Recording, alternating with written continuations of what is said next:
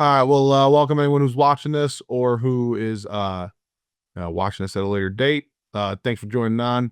Let's talk about Ripley's match three for high school defenses here. It is something we have had a ton of success with, and kind of explain why. But I'm Don Gelsomino. I'm the head football coach at York High School in Elmhurst, Illinois. I'll have some contact information at the end. Reach out to me, send me whatever you want, and I'll get back to you for sure. But here we go. So we're going to talk about one is the match three intro. Like, what is it? It is when you're, researching defense, see a lot of match quarter stuff. Match three is kind of like a big buzzword and all that stuff too. But like, what actually is it? And what does it mean if you want to run it in high school? We'll talk about all our coverage principles. We'll talk about where I think the beauty of matches is that we get York match three. We get 4 coverages out of one basic principle, which is awesome. Big thing is empty. We'll talk about some technique, alignment and dividers, and I'll show you that contact info. All right, so let's get into it. So like Ripley's match 101. So like, what is it? Ripley's is a version of cover 3, and it takes care of major weaknesses of cover 3 while still maintaining single high, middle of the field, closed look, which is what I prefer as a coach. There's a lot of great quarters looks. I've been in quarters before, this and that, and it's great. Teams win championships with it all the time. I single high. I just prefer it for our schemes. And it's all, I kind of always look at, the NFL and where they're going. They're going back to cover 3 in 3 years. A lot of teams will be running more quarter and all this good stuff. But it's what I'm comfortable with and what I love doing. So I use it. So how did we come about the match thing? So this is used to be a traditional country cover 3 is what we call it out here. Zone cover 3, and kind of digging into how do we make it better and this and that and stuff. This is a Saban scheme, quote unquote, or at least became very popular through Saban and his Ripley's terminology. But we're going to talk about how we make it work for us. This is not like this is what Nick Saban does talk. This is how we took his scheme and made it work for a high school defense, right? How do we make it work for us? You'll see a lot of language. If you've read Cody Alexander's Match 4 book, it's a very popular one. If you haven't read the book, he's got a lot of stuff online, does a lot of great stuff. We do use a lot of that terminology and some of the same schemes, actually, that he does to fit into the Rip Liz Match 3. And you're not going to hear Rip Liz from me anymore because since we are a single high team already, we don't need to use Rip Liz. Rip Liz would be right and left, right? Rotating down one side or the other. Since we are already a single high team, we don't have to rotate down. We use coverage numbers like 3, 6, and all that stuff for our coverages. So we don't have to use the Rip Liz terminology. We use the language match 3. Extremely flexible. If you're a single high base team, you can use it. You can use this as a changeup, especially if you're a match 4 team, because a lot of the verbiage is the same. You can use it as a changeup to get into single high and maybe bracket somebody, something you can't do sometimes in a match quarters look, right? So there's a lot of variabilities, and if you want to use it as a base or if you want to use it as a changeup from your 2 high scheme. So why cover 3? Why match 3? I want to load the box. You kind of saw my previous talks on stopping the run. I want to load the box, right? I prefer cover 3 to do it. That's just the way I'm comfortable with it. I leave some traditional, easy, simple throws, right? We all know strengths and weaknesses of defenses. That's the weakness. Match 3 takes all those easy throws away or provides help or makes it a lot more difficult, which is why we loved it. We're like, oh, we can make all these things that are giving us issues, we can make them really, really hard to do. Perfect. We love it. We can be physical with routes. We are okay with some coverage penalties. It's part of our philosophy. I might get mad in game, but I have to remind myself, like, hey, that's what we do. It's fine. And with simple match and zone rules, we get 4 coverages out of 1. That's why I love the way we do it so much. All right, let's talk some match. Here's our rules. So if we were putting this on the board, we don't do a lot of like, here's your rule sheet, here's the board and all that. We try to do it on the field. This is what we would teach. Sam, we're going to push the nearest eligible receiver. We call match. You push the nearest eligible receiver. Match the back if he is on your side. So if it's 2 by 2 and the back is on your side, you're going to push out on pass read looking at the back. Why? If the back swings, he's your match. If the back blocks, you can flip your eyes out and help out around outside. If it's trips, you have 3 under 10 yards either way. Okay. Mike, you're the aggressive spy. Will, push the nearest eligible. Match the back to your side. Versus trips. So if you're the Will, you're into the boundary.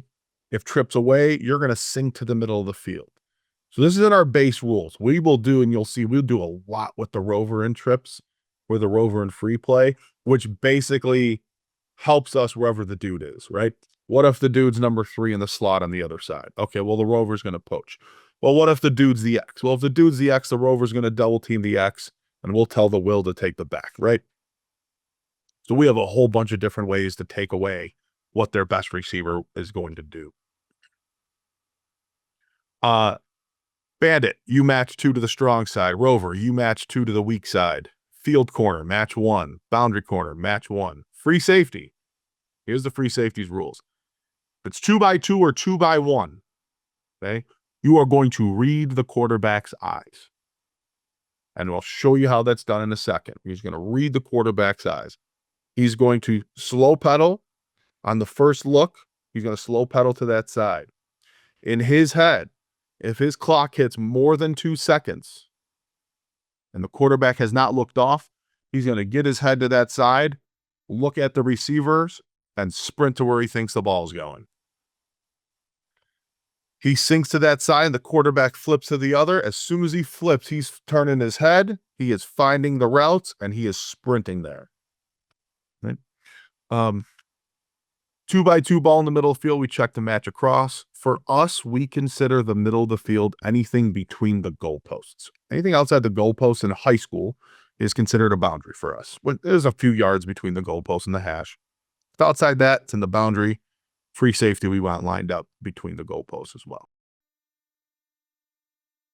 Another good example, we're reading the wing here. We're in straight match across. Well, here's your number 3. Your number 3 is clearly not running a route. Find a cue. We can make a play on it. Right? Is match coverage. Nice little route concept here. Right? Or outside backer. It's a tough route to stop. Little wheel stop comeback. Great route concept on a rollout. Free safety still would make a nice play.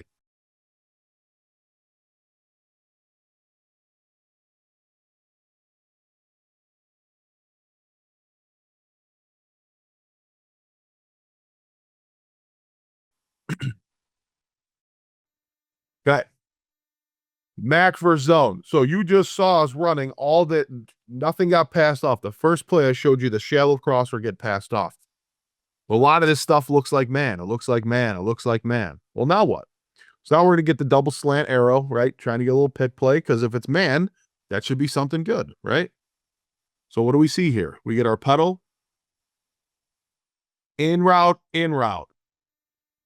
right? We see the double ins here. We're going to pass this route off. He's going to get passed off to him. He would get passed off to him, which means you can slam down and take the out route.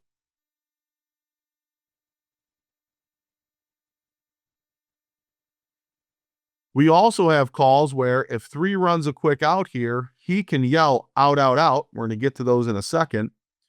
And the outside backer, he was late on this one, and that's okay, can slam down on it. We'll talk about those rules.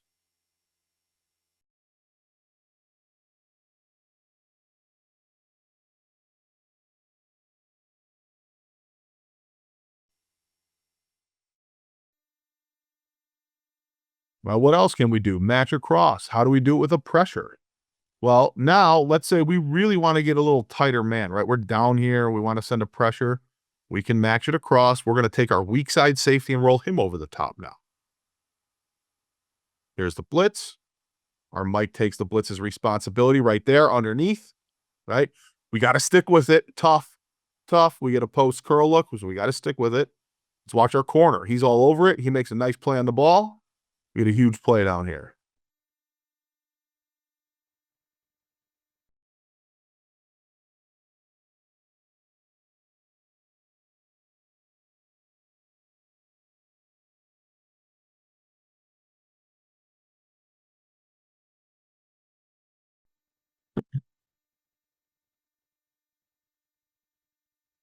Same thing. Post wheel concept. We got to stick with it.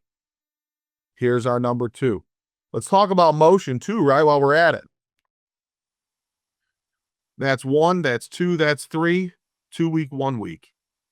None of their numbers change. Now, if he were to go to motion all the way across, then yeah, we would have to change who 1 and 2 and 3 are. But the ball gets snapped. It's still 1, 2, 3, 1, 2, right? This is a 2x2 snap look. That's all it is. Get your guy. Here's the wheel. Get in his pocket. Kid makes a great play to knock this one out. But we still are in our hey, where's 1, 2, and 3? Motion goes across. Well, unless he passes another guy, the numbers haven't changed, right? If he passes another guy, we just unwind and we go to the next one down. That's why when we simplify with our numbers and how we're covering it and who we're matching up with, it makes it real easy. We see motion and shifts in different formations.